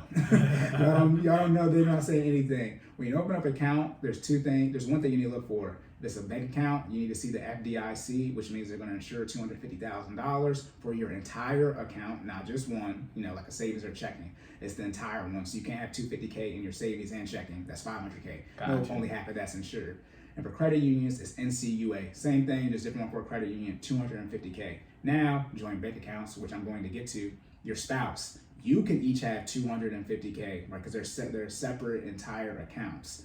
Now, if somebody is joint on it, it's still one. So, like I said, that whole, that's talking about the number, that whole big number, that's essentially what's being insured. So you put $250, in your account, and then $250 in your spouse's account, and you'll have your $500,000 insured. That's why people say they would open up another bank account if they have over $250K in liquid cash, so they can actually have it insured. So I think I just learned something. So let me ask you this, right? So is having an account and adding a spouse to that account different from that's joint accounts. Oh, God. No. Wait, so those, they are or not? My bad. Are they different? Yeah. No. You benefit. Okay. Yeah, so you still get the 250 cap limit. The account has not changed. Okay, so they are 2 different things. What are 2 different things? Let me get the question. So if I open an account, right, Mm-hmm. and then I, let's say that's before marriage, right, and then we get married, and then I add my spouse to that account, is that a joint account, or did I just add my spouse to my already existing account, and so I'm limited to that 250K? Yes to both. So I know. This is why we have the joint accounts. I haven't got there yet. Okay. Let's say your account number is 1 million, right? And you're single. Right. Okay. That account is insured for $250,000, no matter how many sub accounts you open underneath it. Okay. Then you go and get married, and you add your wife to that 1 million account number, right? Right. Now that account is still insured for $250,000, and now you have a joint account. However, joint accounts are different based off the financial institution. You remember we were talking about getting the balance printouts. Right. To get a balance printout, it depends on the financial institution and their policies, but usually you have to be on the quote unquote sub account. So you have savings, right, checking, loan, etc. Usually you have to be on each of those to get those print out from a teller perspective. Right. However, the catch is that the savings account, that if you're on that, you can get a full balance printout because that's who gets it, gets it mailed to them. Right. So that override, it's like the parent part. It overrides that. So okay. if I'm on the savings account, I'm able, usually again depends on the financial institution, I'm able to get a full balance statement of the entire account. So when I'm doing teletransactions, they say when somebody wants to balance an inquiry and they're not the primary owner of the account, just check to see if they're on the savings. If they are, we technically as tellers we're not supposed to print out the balance. We're supposed to blank it out. However, they can go to the front desk and ask for a full balance printout, and as long as on the savings, they get the whole thing. That's a little loophole in it. And again, that depends on the financial institution. Real quick, PFI, primary financial institution. Yep.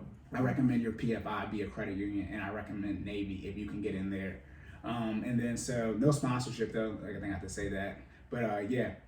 So that's how you set up the accounts, right? So for the Reg Ds, here goes a trick. Okay. It's per account, not total. So you get 6 transfers per account that you have. So your savings account, right? So you have a savings. Let's say you have a Christmas account, right? Let's say sinking funds, right? To make it easier for people to understand. So then let's say you have 3 other sinking funds. So you have a savings, you have a sinking fund for birthdays, you have a sinking fund for vacation, and you have a sinking fund for car maintenance. That is a total, that's 4 different accounts. That's a total of 24 transfers, 6 times 4 that you actually get. Each of those gets 6. Gotcha. Okay. So what does that mean you do? Don't do this. Do not do this. But I'm giving you don't manage your money this way. Right. But let's say for whatever reason you have $10,000 all in your savings, right? And you're at 5 out of 6 and you need to make a transfer. Right, one would say put it in your checking account, but I'm saying. That's what you do. Devil's advocate. Let's say you got 5 out of 6 and you have $10,000 left. Take that $10,000 and disperse it into another account that still has the 6 transfers. Do not do that, but I'm just using that to show you how you can get more transfers. It's per account. And again, that depends on financial institution. I can't speak for everybody. Or be an adult and use your checking account like you're supposed to. Yeah, don't budget Stop that. playing with your savings. Yeah, Grow up. Don't okay? budget that way. And again, you get these 6 transfers for free by law. Again, it's called Reg D, Regulation D. However, some financial institutions say, we give you unlimited or we'll give you 10, but the first 6 are free, and then 7 plus have a fee attached to them. Or they might give you more than that for free. They might give you 10 for free, but just know by law, those 4 extra they're giving to you, they can take them away because they only require by law to give you 6. Gotcha. Yep. So that's how you set up your accounts. Then a checking account, again, that's usually where you would deposit your checks. We already went over the routing number, the MICA line. Sinking funds, we already went over sinking funds. Again, if you're someone who likes to put $100 away for your car maintenance every month, then you would open a sinking fund. I am King Sinking.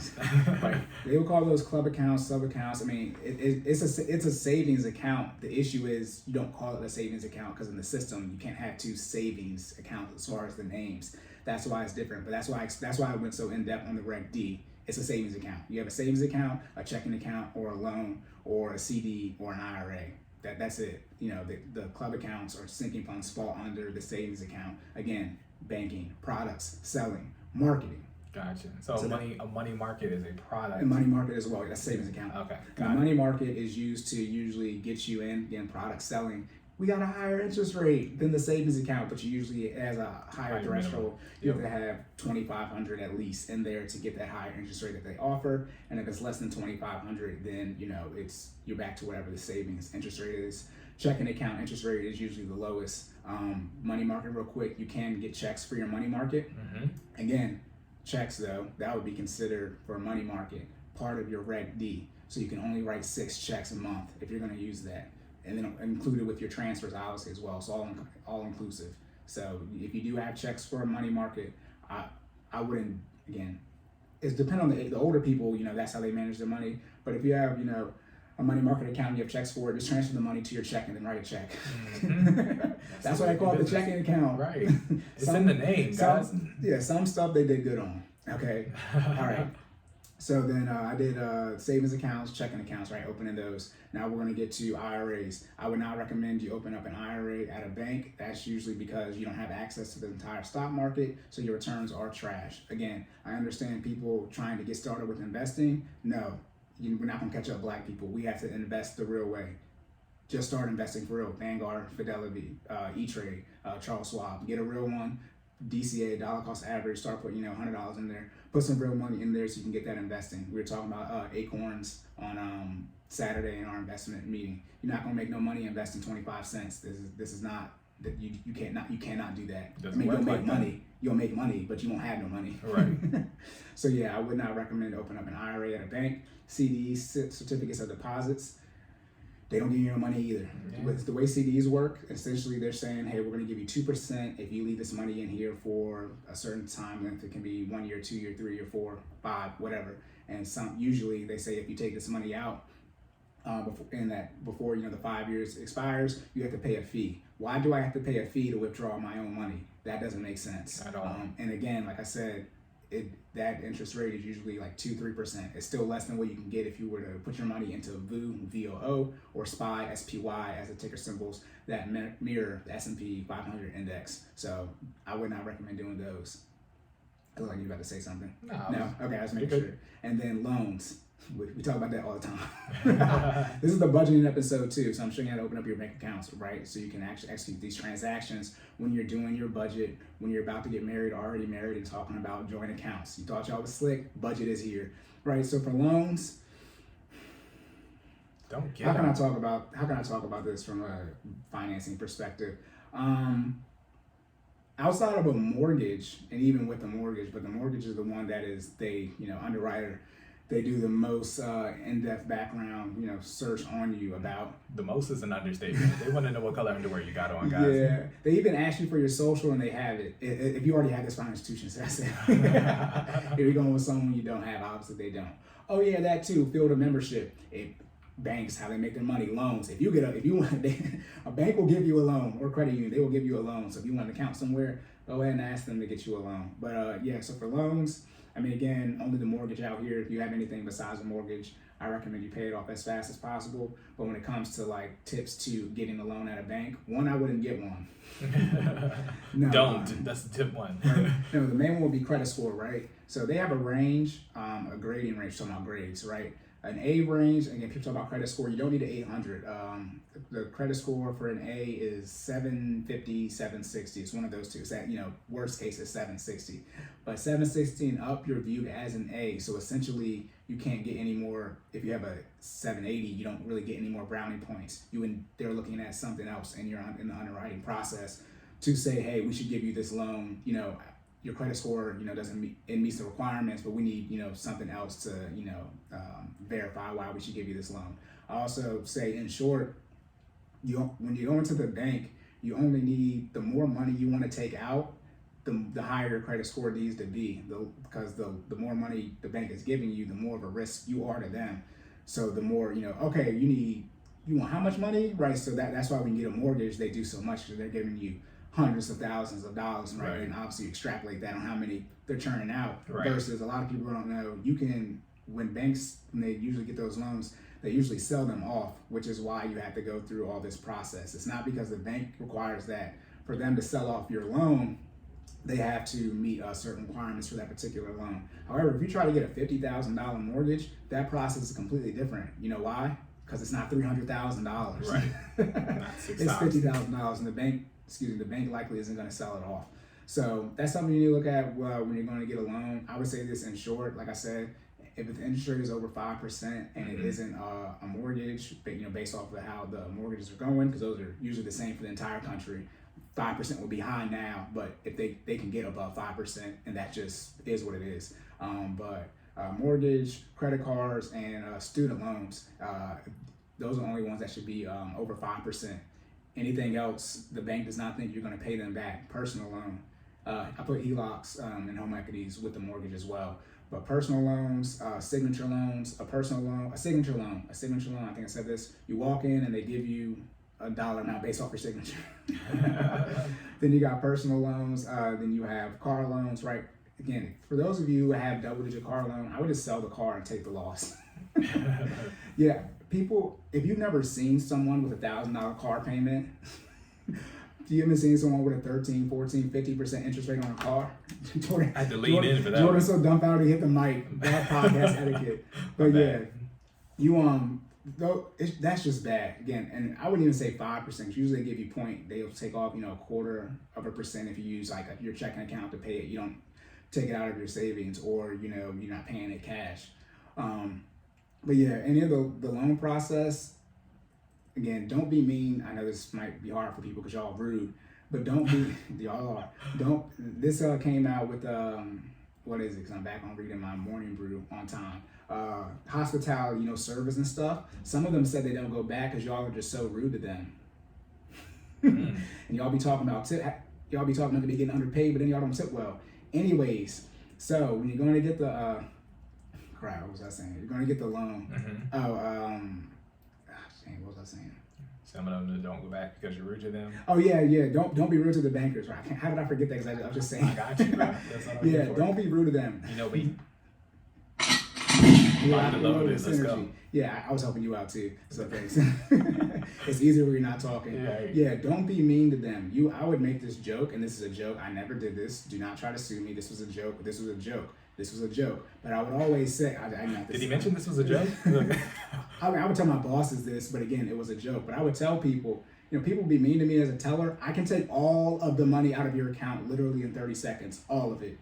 Gone. And I would do it on something like Saturday where we have the July 4th weekend coming up and you can't get your money back till Tuesday. That's the type of power the people at financial institutions have. Now, obviously, they will get fired and they will probably go to jail. And that's why I said this is a joke. And I have never done this. And obviously, you can verify this stuff because, it's not in any of my transaction history. But as far as the ability to process a transaction, swear to God, I can take all the money out of your account in less than 30 seconds. Most of you have no money in your account anyways. But even... But, let's say you have put it like this. I tab, hit 2 numbers, and then I type in your dollar amount. All I have to do is hit the decimal sign, the period, and that automatically fills in, 0, 0. I don't even have to put that numbers in. Then I press enter 2 times, all the money gone. My bad for the snack, gone. Oh my goodness. Now, you said all the money, y'all. Yeah, and all of it. When I'm talking about transaction all speed, $10.72 that you got in there, okay, gone. Yeah, when I'm talking about and I'm going to get to joint accounts. I'm saying this to set it up. Joint accounts isn't that complicated, but so this is more banking and financing. But yeah, some again, when I say this, not talking trash, but I was the best. I processed the transactions the fastest, and I did the most transactions per hour, and I had the lowest error rate. So I know what I'm talking about when it comes to efficiency at its finest. Yeah, perfect. Your insurance balance is perfect. I was like, play it. But no, yeah, I'm not. My drawer was always balanced. Probably 5-6 times, and I worked there almost 6 years.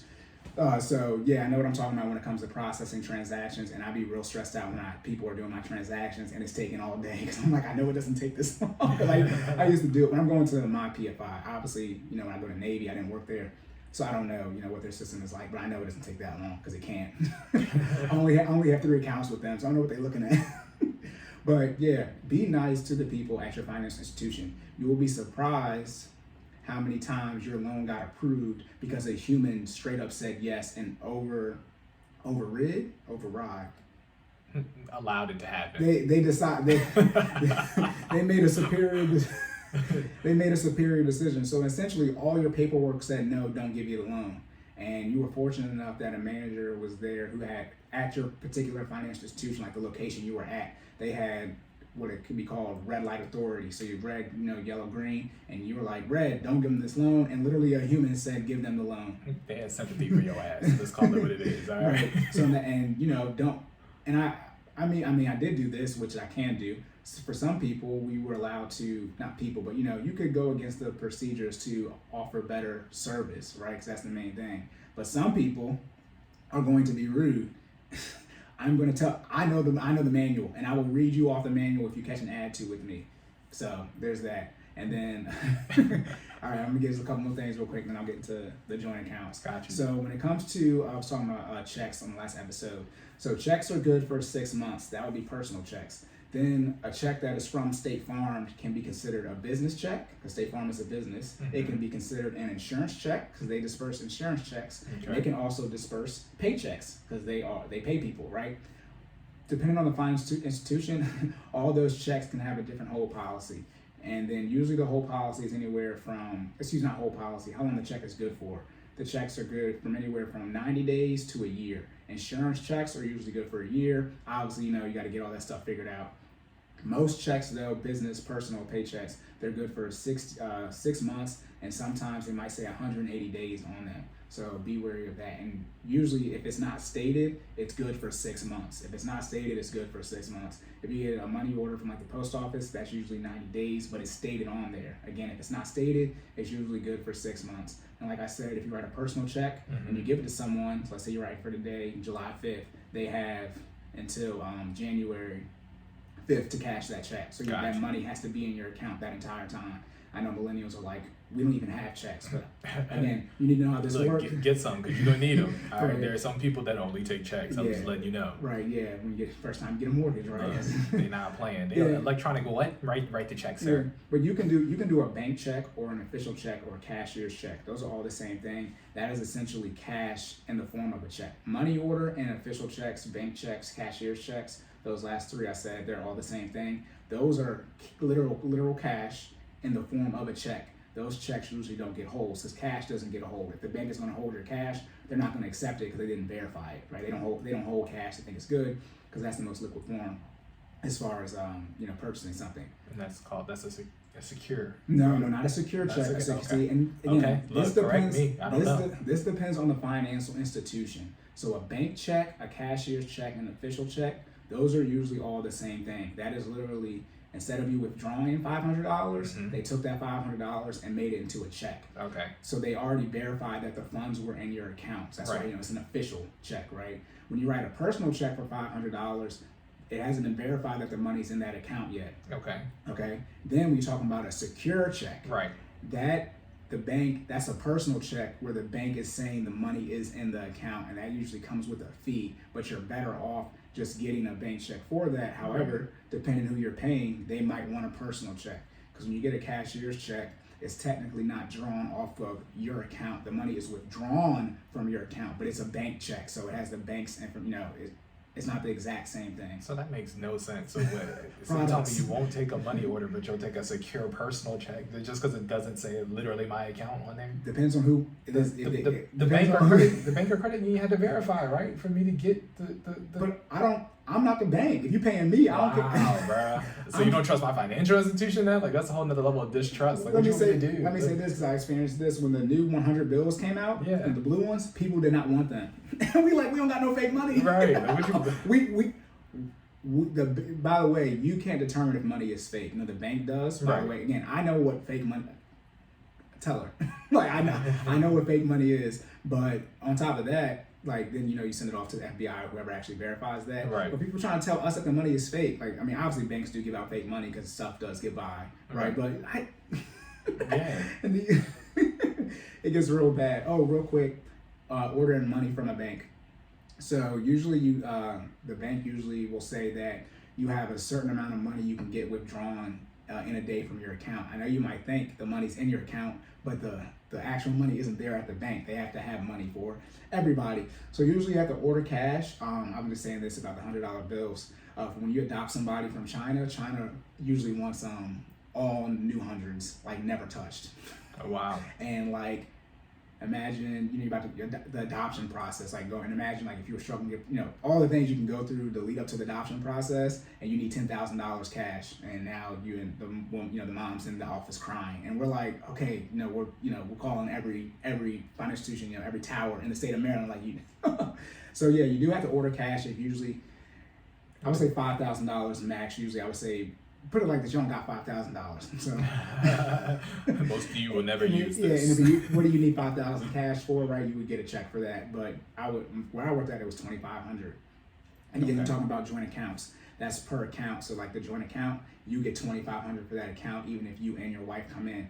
Now, if your wife has $1 million, account number 1,000,001, she gets $2,500 too. That's she gets that limit too. But the same account usually has a total limit. But if you go to another, like say you go to Baltimore, then you go to DC, right? Most tellers are not looking to see if you did a withdrawal already for the day. Gotcha. Because that would be bad customer service. Your Right. transaction would be taking longer. Right, and they tell you not to do that, but hey, it's your money, it's my money, I need it. Right. Fair use, hoping I get sued for that. So yeah, that's a lot of the stuff for the financing, right? Boom, all financing stuff. Now real quick, for joint accounts, because we are at an hour and 30. So for joint accounts, how do you set that up? Well, you would figure out what type of accounts, that's why I did all the spiel. Gotcha. What type of accounts you have, Okay. right? All that type of stuff. And this will say it's very simple. Once you sign that document, that marriage certificate, you would go to your financial institution, or you probably do it online, and add them to all of your accounts. Say it one more time for the people, Corey. When you sign that, what? The marriage certificate. One more time. Marriage certificate. Okay. $100 to get married, right? Right. Just making sure y'all hear that. So Once you sign that. we're not putting our girlfriends or boyfriends on our joint accounts. Right. I know why you said this. Look, marriage certificate is when accounts get joint. I already said this about the loans on episode 9. Do not get on a mortgage with someone you're not married to. Y'all out here being stupid. Be stupid. Be stupid if you want to. Do not get on a joint account with someone you were not married to. That's the end of the discussion. So once you sign the marriage certificate, add them to all of your accounts. And that's it. I know we said joint accounts. That it's not complicated. Y'all try to make it more complicated than it is. That's why on episode 9 we were talking about who pays the mortgage. The account is joint. So y'all are both paying it. And if someone is a stay-at-home parent, even if they make no income, the accounts are joint, so they are technically paying it too. Now, It's two ladles in the same pot. Who cares who's scooping? Like, fill it up. right. Again, now, when someone is joint on an account, we were talking about wills a little bit for the pet insurance and paying those bills when someone passes away. Usually when someone is joint on an account, they get the money first, right? However, someone passes away. However, obviously a will would override that. But then on top of that, you can get someone called a payable on death. So they're not joint on the account, but when someone passes away, that person would get the money. So let's say you have a joint owner on there and you have your child, not going to say your child because the other parent would have the money too technically. But say you have a joint owner and a payable on death, and that's technically two different people. Right. And they would each get half the money. It would be split up that way, unless obviously you have a will in place. That's how the bank would look at it. Again. What if the joint owner takes the funds? Oh, now you're talking about, bro. No. Okay. I don't want to get into elder abuse, which is terrible. Yes. Like if the money isn't there by the time the But will gets resolved, Put it like this: the bank's not going to know you passed away, right? Okay. Right. They would have to be notified. Gotcha. So the joint owner could come in and then transfer the money, withdraw them. They can legally because they're on the joint on the account. Right. They can take the money out and or transfer it to theirs, and then they'd be in the clear by knocking the payable on death on there. That's more of an elder abuse situation. Okay. Right. I mean, people do that back. Rarely, like husband, spouse, right? Your payable on death would likely be your children. Right. But that's if both of y'all pass away, because obviously your wife is her kid, so it don't matter if they got the money or not. Right. So it wouldn't be set up that way. But again, I recommend having a will in place. On top of that, have the joint owner, have the payable on death set up, but then have the will over that, so you're good to go. And then, like I said, the payable on death could try to take legal action, but they'd be hard pressed to prove it in court. Because then they actually, you are payable on death, but the joint owner can do transactions. The payable on death can't. Right. So I guess it's first come, first serve at that point. And essentially, the joint owner can just say, your wife, Jordan told me to transfer the money, then he died. I mean, you know what I mean? Right. So yeah, joint accounts is real simple. That's why I didn't talk about it, because it's not complicated. As soon as you sign the marriage certificate, however your financial institution, your accounts are set up, they get added to all the accounts. Now and we'll wait till Jordan's wife is on here, so they can chime in because they're married. I don't want to act like I know what I'm talking about, although I do, because y'all know about no joint accounts. You got one. I have one to many, but you can, but I don't recommend. Y'all just joint. It's not that you each spend, each use the same checking account. You can if you want to, but the joint accounts are more from a legal protection. Right? Have the will set up, have the attorney at fact set up. power of attorney and also have the health directive set up as well. Right. So that person can execute, your wife or your husband can execute transactions if something happens to you. Side tangent. Your spouse is not allowed to make healthcare decisions by default on your behalf in the state of Maryland. So a health directive is super important. That is a state by state case, and our Maryland listeners, you need to get a health directive tomorrow because it actually defaults to the doctor first prior to your spouse. Right. So, yeah. And again, by the way, usually the doctor's going to default to your spouse. Let's you know how it actually works. But by law, they don't have to. Right. Your spouse decides to start wilding, they're just going to make a decision, and that's how that goes. And so, again, remember, I recommend will in the defense part. Remember that. Will is different to set up because most people don't have them. But before you start investing, for me, if we were to check stuff off in order, I would have the will set up. So yeah, you need to have a will. If you're married and you have a house, you need to have these things in place. Right. But yeah, joint accounts. Y'all wouldn't be using each other's accounts. Again, budgeting. Right. This is the budget episode. We all be budgeting anyways, so they don't need to check your account because when we make sure the last budget was executed to the T, every penny was spent. I don't need to see the account because the budget Right.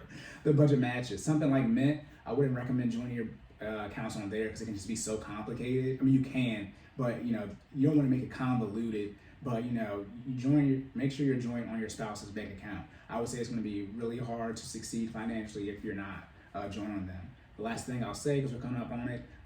Go ahead. And I was going to say, this is where being equally yoked becomes a big thing, right? You both had to be equally invested in the finances and equally invested in the knowledge behind how finances work. So you're not responsible. One spouse is not responsible for micromanaging the other one. That's not gonna work out long term. Joint finances is joint responsibility, which means you need to be knowledgeable. Okay. Right, yeah. Be accountable. Don't get on the same page with finances when it. What did I say? It's my own saying. Don't get on the same page with your wife. Get on the same page with your fiance. There we go. With your spouse. Get on the same page with finances. With your fiance. Dad, remember what I said. I got you. That's it. See, you're talking. I'm listening. I know, but I should be able to remember what I made up, right? Anyways, but yeah, marriage counseling. The counseling to be joint because this is going to be so. In short, if the accounts are not joint, you're likely going to get divorced. Now it's different if y'all both agree, but as far as when it comes to actually talking about finances, you're probably going to get divorced. And if you're going to get divorced, that's a bad financial decision. So don't get married. Right. Spend all that money on the wedding, right? It's going to cost you more money in the long term. The only time, like I said, the last thing, I don't recommend, but I say be hesitant to join the accounts is when child support is involved, because unfortunately, for women, you need to be wary of this. If you're marrying someone, right, who has to pay child support. Well, obviously everyone will be marrying someone, right? But sometimes, technically your stepchild's mother, they will get the child support to be increased based off of the new joint income, not just the father's or your new husband's income. And I would be very, very wary with that. I would speak with an attorney on this. But I do know that some people do not get their bank accounts joint because the husband is paying child support and it's already a lot, and that's based off of his income. And if they don't want to make it seem like the husband has access to more money, because then that could be brought into court, and then obviously then the child support goes up. Now let me say this: that does not, if you don't get them joint, that does not mean you just bypass the situation. Again, speak to a lawyer about that. But that is something, if you're marrying someone who already has a child and they're paying child support, you guys need to figure that out. And that'd be the one time I would say, like, delay getting married, things of that nature, because you need to prepare for a child. You have to pay child support. You can go to jail for that. For being back on that. Up front. Be responsible, be fiscally responsible, figure out that situation and how to best adapt to it and handle it. Yeah, so that'd be the one time I recommend, I would say delaying joint accounts, and then if it comes to a point where your attorney says not to join them, then do not join them from the child support standpoint. Obviously, to still take care of your stepchild, Cory said not to take, I can't take care of you because we know. But from a legal standpoint, because that you should not have to, the husband or the father's child support shouldn't be increased in my eyes because of that, at least forcefully. But yeah, that's it. Join bank accounts, join the accounts, financing, right section, boom, hour and 42 minutes. Now, last part of that, what is your recommendation for contributions? What, to the bank account? Yeah. Oh, it depends on how y'all want to pay the bills. You sort of spoke on it earlier, okay. But relative to when the money is coming into the house and when the money is coming out, that's how the money should be deposited. You can have one checking account where you're putting like the bills money into. Okay. Some people do that. That can be called a request checking account. It's so you have your regular checking with your debit card. You can get like another checking account, which is just for the bills. Right. You can deposit the money in there. My recommendation is, in all honesty, you have to work with someone if it's confusing. There's no one. This is talking about tracking transactions, right? Budgeting, it doesn't matter, but tracking it, I can't tell you how y'all are comfortable with the money coming out of your, like where it actually comes out of, and not to mention, I need to know when your money comes in. So obviously, if the mortgage is $2,000, let's say it's $2,500, right, and he gets paid $6,000, but his first check is $1,800, then obviously he can't. Right. So it all depends how the money. I mean, you have to do that so you're not getting overdrafts and your bills aren't getting paid. So there is no cookie cutter answer for that. It's to each his own for your own situation. Yep. Yeah. I mean, the best thing to do is to have money. I would say have money coming out of your each checking accounts. Okay. And then if that isn't working, then open up one checking account where you're dumping the money into for the bills. But that's just for the bills. Something like grocery bills, clothes for kids. I mean, things that aren't static. That's however y'all are managing it, that works for y'all. But yeah, you can put stuff in one account, but that's only gonna be on one person's account. So if that person is, somebody's gonna be joint on that account. Right. So I mean, at the end of the day, it really doesn't matter. I mean, if you can get ahead on your bills, then we have to worry about it. So you have money already there. Right. But there's no one way to do it. It's really to each their own with that. Gotcha. All right, that's it. 14 minutes over. We're done. Did you have a think piece? I'm good. All right. Shameless plug. So you can follow me at sideline_Cory. You can follow Jordan at Stop Stalling J. That's TOPSTALLINGJAY on everything. business page. FinallyFit 06 FINALLFIT 06 on everything. YouTube is Cordan in full effect. For those of you who have feedback, please leave a dislike and a bad comment so we know. Please subscribe there. Hit that bell for the notification. If you watched this video and didn't like it, shame on you. Please review us, rate us, and subscribe to us on Apple Podcasts, Google Podcasts, and Spotify. And that is it. Again, next episode, investing episode. Let's episode go. After that, we'll be off in 2 weeks. Super excited for that. But then the investing episode. After investing episode, we'll be off. Then when we come back, generational wealth episode. Then when we come back, we'll be back to our new format where we're going to keep things about 30 minutes less than this, because that's what y'all asked for. Keep it locked. So we expect our numbers to go up when we change Better this not, format. hey. Just saying. FBI, open up! Be at your house. Otherwise, we're gonna catch you outside and you might. He needs some milk! Okay. All right. No, I'm really going. I'm gonna end y'all. Tactical milk incoming!